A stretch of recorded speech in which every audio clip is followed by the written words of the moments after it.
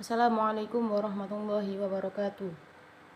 Bismillahirrahmanirrahim. Alhamdulillahirrabbilalamin. Semoga dengan ucapan alhamdulillah kita senantiasa selalu diberikan kesehatan dan selalu diberikan kebahagiaan.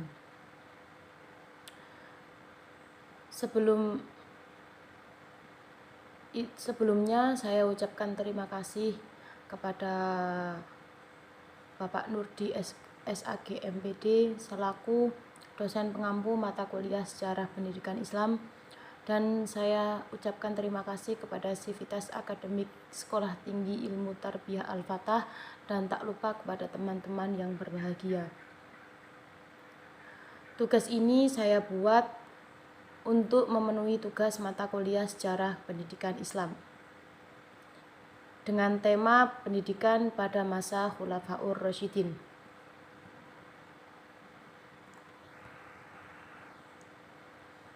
A. Pengertian Khulafaur Rasyidin.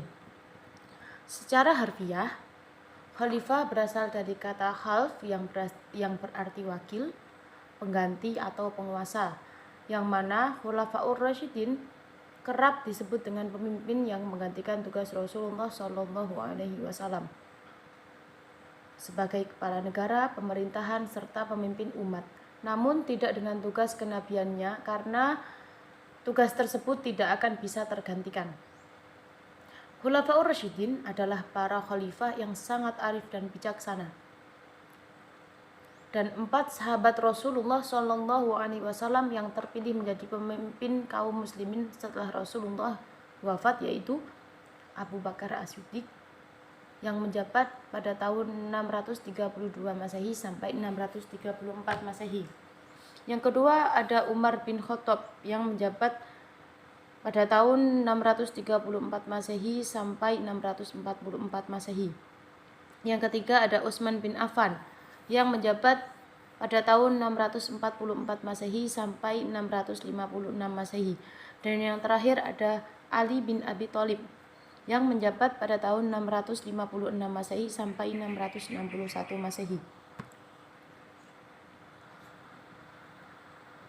B. Pendidikan Islam masa kekhalifahan Abu Bakar As-Siddiq.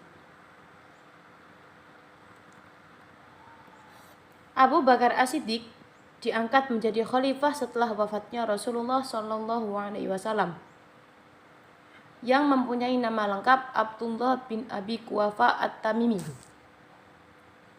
Kemudian diganti oleh Rasulullah menjadi Abdullah, yang mana Abu Bakar adalah orang yang memeluk Islam dengan gelar As-Siddiq, yang mana gelar tersebut diperoleh karena beliau yang membenarkan dalam berbagai peran, terutama ketika Isra Mi'raj. Adapun pendidikan masa Abu Bakar As-Siddiq itu masih sama dengan pendidikan pada zaman Rasulullah SAW. Pola pendidikan Islam yang terjadi pada masa Abu Bakar masih sama juga seperti masa Rasulullah SAW, baik dari segi materi maupun lembaganya. Dari segi pendidikan Islam terdiri dari pendidikan tauhid atau keimanan, akhlak, ibadah, kesehatan, dan lainnya.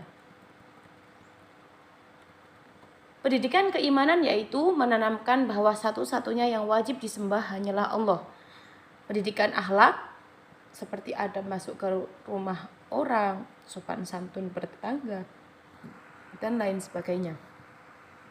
Pendidikan ibadah meliputi pelaksanaan sholat, puasa, zakat, dan lain-lain.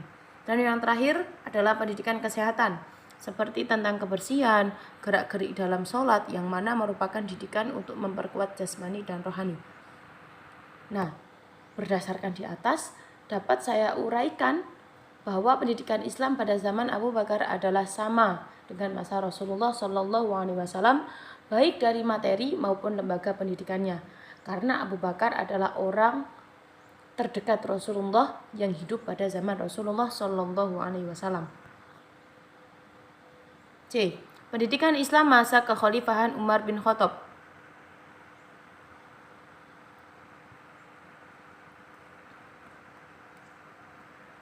Khalifah yang kedua yang diangkat setelah Abu Bakar wafat adalah Umar bin Khattab. Beliau merupakan salah satu di antara tokoh-tokoh besar dalam sejarah Islam. Beliau dikenal dengan tekad dan keberaniannya, kehendaknya yang sangat kuat. Yang mana sebelum beliau dipilih menjadi khalifah, beliau dikenal dengan pribadi yang keras dan tidak mengenal kompromi, bahkan kejam. Namun, di bawah pemerintahan Umar bin Khattab, Islam mengalami penyebaran luas dengan kecepatan yang sangat luar biasa. Meluasnya wilayah Islam mengakibatkan meluas pula peri kehidupan dalam segala bidang. Untuk memenuhi kebutuhan tersebut diperlukan tenaga yang memiliki keterampilan dan keahlian yang memadai, juga memerlukan peran pendidikan. Nah, pada masa ini, sahabat-sahabat yang sangat berpengaruh, yang ahli dalam bidang tidak diperbolehkan keluar daerah kecuali mendapat izin dari Khalifah Umar dengan batas waktu.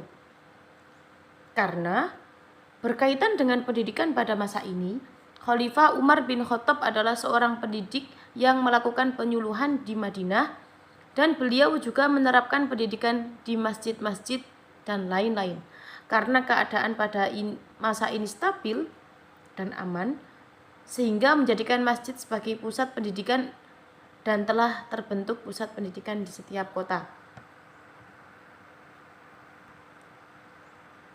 D. Pendidikan Islam masa kekhalifahan Utsman bin Affan.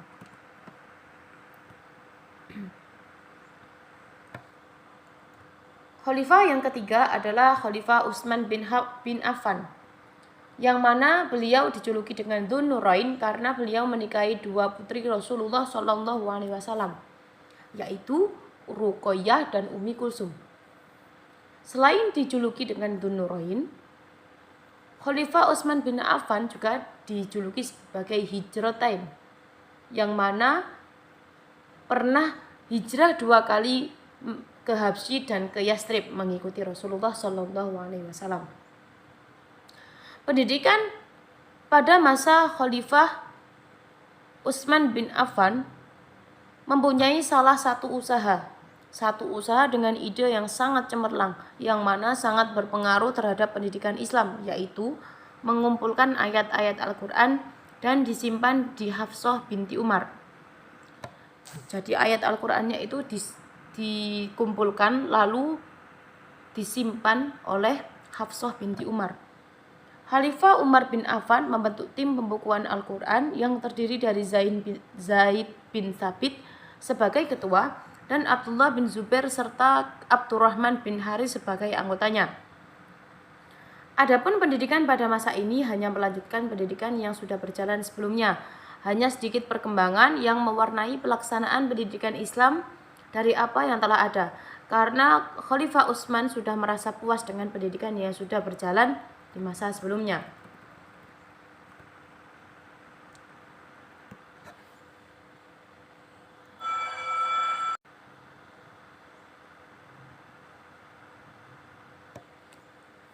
Khalifah yang terakhir adalah Ali bin Abi Thalib. Beliau merupakan putra dari paman Nabi sekaligus sebagai menantu Nabi Muhammad SAW. Khalifah Ali bin Abi Thalib masuk Islam di usia yang sangat muda dan banyak membantu perjuangan Nabi. Dari setelah 6 hari wafatnya Utsman bin Affan, beliau diangkat menjadi khalifah pengganti perjuangan Utsman bin Affan, yang beliau dibesarkan dan dididik oleh Nabi Muhammad SAW, dan ia masuk Islam setelah Siti Khadijah masuk Islam. Dan karena keberaniannya, Khalifah Ali bin Abi Thalib dijuluki sebagai singa Allah atau karramallahu wajhah. Nah, pemerintahan Ali bin Abi Thalib ini, pendidikan pada masa ini mengalami hambatan karena adanya perang saudara, sehingga pemerintahannya tidak stabil. Dan pada saat itu Ali tidak sempat memikirkan masalah pendidikan sebab perhatiannya ditumpahkan pada keamanan dan kedamaian bagi umat Islam. Nah, pada masa pemerintahan Khulafaur Rasyidin ini bisa saya simpulkan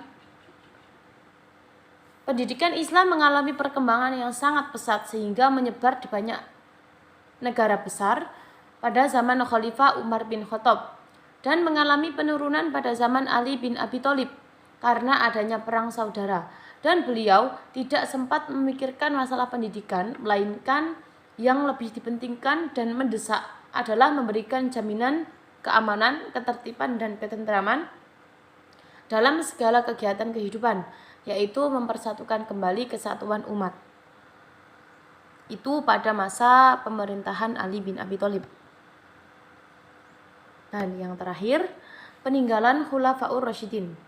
Di sini peninggalan Khulafaur Rasyidin ada 6, yaitu Al-Kuttab, Masjid, Duwarul Hikmah, Madrasah, Halaqatud Dars, dan Duwarul Kutub.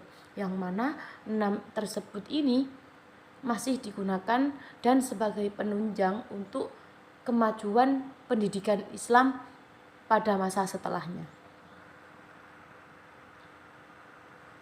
Sekian video dari saya dan apa yang saya paparkan, semoga bermanfaat, dan apabila saya mempunyai salah dan ada perkataan yang menyinggung, saya mohon maaf. Ilahuna kalami, wassalamualaikum warahmatullahi wabarakatuh.